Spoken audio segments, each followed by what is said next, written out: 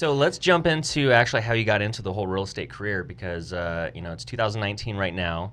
You've had a long career. You've been doing this for almost 30 years? Yeah, 20, forever. 25 years? Yeah, forever. Kind of thing. So you've seen a lot of the cycles here locally and stuff like that. But take us back to how you got into real estate. Sounds like you got into real estate because you wanted to provide for your band touring and stuff like that. But how did you actually make a career of it? And then not only a career, but actually become one of the dominant forces here locally? So it's 32 years ago. Geez, how do I explain this story without dragging this out for hours? Bottom line was I had a different career. And I quit my job, and I went and saw my dad, and he said, quite bluntly, what the hell did you do? And I said, I quit. And he said, what are you going to do? Sell real estate? Being sarcastic. And I said, oh my God, your buddy has really cool houses, smoking hot wife, and remember, I'm 20, right?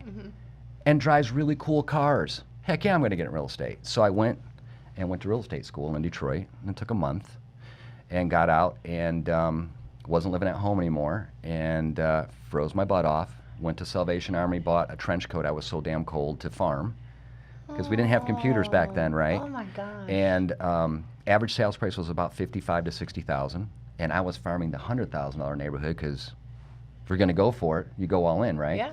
Yeah.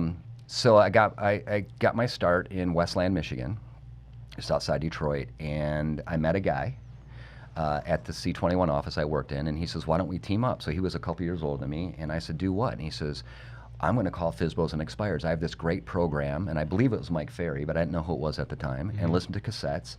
And he was the guy that called out of the newspaper every day. We had 3x5 cards, and I was the guy that went to the house and knocked on the doors and said, hey, my business partner called, and I figured I didn't like the phone at the time. I don't like people hanging up, but they weren't going to slam the door in my face. Yeah. So we did. At the time, you would get that big C21 award if you sold $1 million in real estate. We did just under $1 million in 9 months. Wow. $1 million in sales? In sales. Okay. Yeah.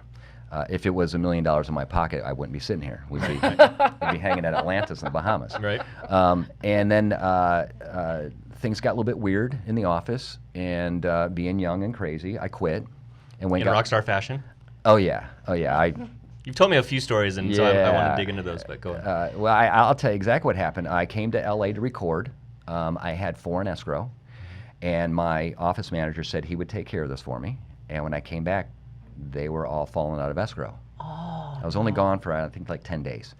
So at 21 and crazy, I threw my chair across the office, and I was in his office and said a few choice words to him and shoved stuff off his desk, and then went over to the filing cabinet and kicked that over and said, F you, I'm out of here.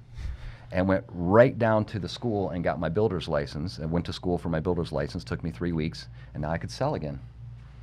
So I said, screw the state of Michigan and being part of your MLS. No one reads the book anyways. People rip all the pages out. So I kept selling homes, and then I got into kitchen to bathroom remodeling and building garages, and I met people that were going to develop, and so it was always a way to make money for my band. And really, it's, when I think about it now, saying it out loud, it's really funny, the stuff Yeah, I I'd went say through, so. Yeah. right? That stuff you did. Right? Yeah, That's what I love about the show. It's the story behind the story. You know? I was a little bit more wild than I am now. So yeah, I didn't care.